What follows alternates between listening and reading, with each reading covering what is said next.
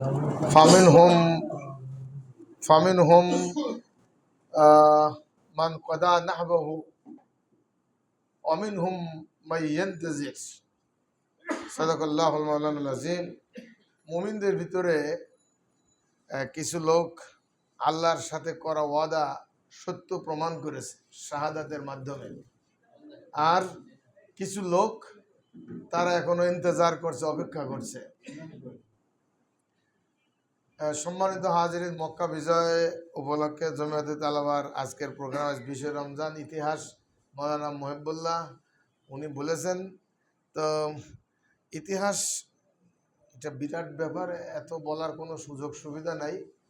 ষষ্ঠ হিজরত থেকে আসলে এর ইঙ্গিত দেওয়া হয়েছিল। তাছাড়া যেদিন হুজুর সাল্লাল্লাহু আলাইহি সাল্লাম হিজরত করে যান, সেই দিনই জুহফা নামক জায়গায় হুজুর খুব কাঁদছিলেন মক্কার পথ দেখে, যে আমি আমার মায়ের দেশে থাকতে দিল না, আমাকে জোর করে তাড়িয়ে দিল। কত বদ তাড়ি খোর, জিনা ব্যভিচার শক্ত সন্ত্রাসী খুনিরা পবিত্র হেরেমে থাকবে, আর আমার থাকার জায়গা হলো না। এই কথা মনে করে উনি খুবই কান্নাকাটি করছিলেন। যখন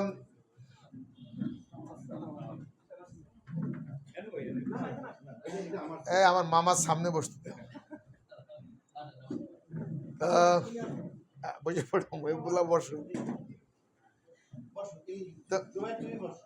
হুজুর সাল্লাল্লাহু আলাইহি সাল্লাম যখন কান্নাকাটি করছিলেন, তখন আল্লাহ তাআলা জিবরাইলকে পাঠিয়েছিলেন, ওনাকে বলছিলেন যে ওনাকে কাঁদতে নিষেধ করো, কান্নাকাটি করতে নিষেধ করো, আমি এর চাইতে ভালো ব্যবস্থা করে দেব। সে আয়াত ছিল সূরা কাসাসের, একটি মাত্র আয়াত কোরআন শরীফে আছে যার অর্ধেক মক্কার অর্ধেক মদিনায় ধরা হয়। এক আয়াত, কিন্তু অর্ধেক মদিনার অর্ধেক মক্কার। সূরা কাসাস, ইন্নাল্লাযী ফারাদা আলাইকাল কুরআনা লারাদ্দুকা ইলা মাআদ। যে হে নবী, যে কোরআন প্রতিষ্ঠার জন্য তোমার নির্দেশ দেওয়ার কারণে এত কষ্ট তুমি করেছো, তোমার কান্নাকাটি করার দরকার নেই, আমি তোমাকে তোমার মায়ের দেশে বিজয়ের বেশে ফিরিয়ে আনবো।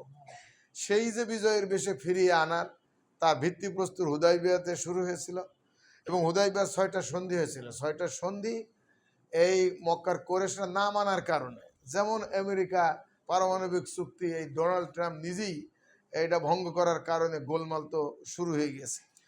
এই ধরনের চুক্তি ভঙ্গ করার কারণে সেদিনও তারা চুক্তি ভঙ্গ করেছিল।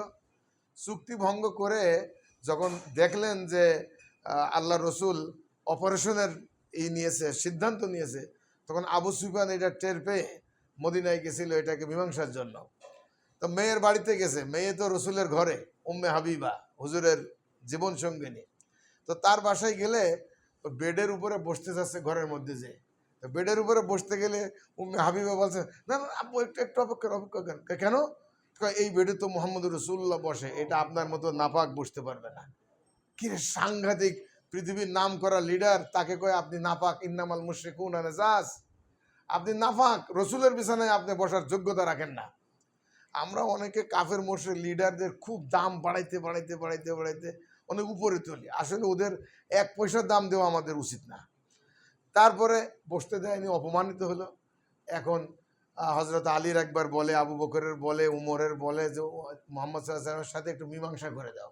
এখন যেমন ইটালির ধরছে, জার্মানির ধরছে, চীনের ধরছে, রাশিয়ার ধরছে, ঠিক এইরকম ওই রকম ধরছে যে একটু মীমাংসা করে দেন। কেউ রাজি হয় না, কাজ হয় না। তারপর ফাতেমার কাছে গিয়েছে, কাছে মা তুমি তো আমার মা, তুমি এক কাজ করে হাসান হুসাইনের দিয়ে একটু নানার বলি আমার একটু মীমাংসা করে দাও, যেন এটা একটা না করে। তো ফাতেমা বলছে, ও ছোট মানুষ, ওরা কি করবে, আমি পারবো না, ওরা ছোট মানুষ, ওরা কি বলবে, ওরা ছোট বাচ্চা মানুষ। এখানেও হয় না, আবার ফিরে আলীর কাছে গেছে। আলী কয় যে এটা কিছু করার মতো নেই, আল্লাহ রসুলের কাছে কিছু বলা যাবে না, তো তোমার কথা তুমি বলে চলে যাও। আবু সুফিয়ান শেষ পর্যন্ত এটাই হইলো, চলে আসছে। তারপরে তো অষ্টম হিজরির এই আজকে 20 তারিখে রমজানের শুক্রবার ছিল, সেদিনও অ্যাটাক হলো। 96টা গেট এখনো হেরেম শরীফে আছে, চতুর্দিক থেকে এক একজন এক এক ফ্ল্যাগ হাতে করে ঢুকছে ওখানে। তো আসছে, আল্লাহর রহমতে মক্কা জয় হয়েছিল।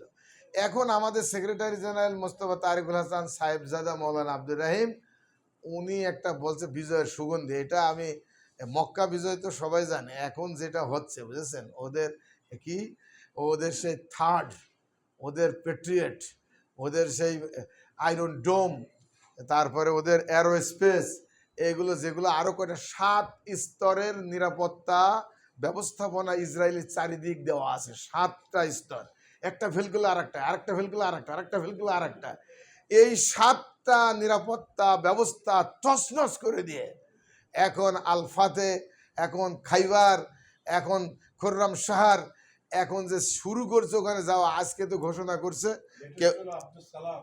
সালাম 4, সালাম 4, এর সালাম 4 তো সেনা সদর দপ্তরে আঘাত করছে। এবং আজকেও সকালে ইউটিউবে দেখলাম যে আব্দুর রশিদ নামে একজন ওই সমর বিশেষজ্ঞ, উনি বলছে ওদের সেনাবাহিনী প্রধানই নাকি ওপারে চলে গেছে, 107 জন অফিসার। তারপরে নেতানিয়াহু, তারপর বলে ইদুনিয়াহু, এইটাও মরছে নাকি ইদুনিয়াহু। তারপর আবার কি বলে গাম্ভীর না কি একটা, এগুলো যে কয়টা পড়ছে ওনারা বলছে না এখনো মরেনি কি মরেছে এটা স্বীকার করছে না। হ্যাঁ, তার মানে আমার মনে হয় গেছে গা। আন্তর্জাতিক সাংবাদিকরা, আমাদের মুসলমান যারা, তারা বলছে যে বেশি বেশি করে একটু ইফতারের সময় দোয়া করতে, আল্লাহ যেন ওর শেষ করে। তাহলে অন্তত যদিও সাইয়দ রাহবার খামিরের পায়ের ধুলার সমানও নেতানিয়াহু না, তারপর ওইটা যদি যায় তাহলে কিছুটা হলেও আমাদের একটু শান্তি কিছুটা হলেও আসবে। যাই হোক, হয়ে গেছে। এখন আল্লাহ তাআলা মক্কা বিজয়ের সুগন্ধে, আমি মনে করছিলাম এবার আর ঈদ করব না।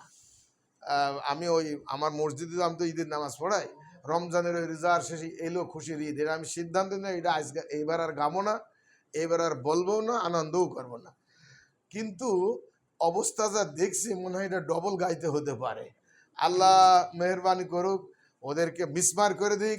এবং একটা জিনিস দেখানো হচ্ছে, গাজার ছবি আর তেল আবিবের ছবি পাশাপাশি দেখানো আছে, সেম সেম দেখা যাচ্ছে, গাজার মতো ধুলোর সাথে মিশে গিয়েছে। আল্লাহ রাব্বুল আলামিন মুসলমানদেরকে আবার সেই শক্তি ফিরিয়ে দিক, আবার সেই ক্ষমতা ফিরিয়ে দিক, আমরা জন্য একটু একটু যেন শান্তিতে, মরবই তো, একটু শান্তির সাথে যেন যাইতে পারি। আমা তৌফিকে ইল্লা বিল্লাহ। সালামু আলাইকুম ওয়া রাহমাতুল্লাহি ওয়া বারাকাতুহু। নেতানিয়াহু নিপাত যাক, ডোনাল্ড ট্রাম্প নিপাত যাক, মার্কবার আমেরিকা, মার্কবার ইসরায়েল, মার্কবার বাদশাহ। আল্লাহু আকবার।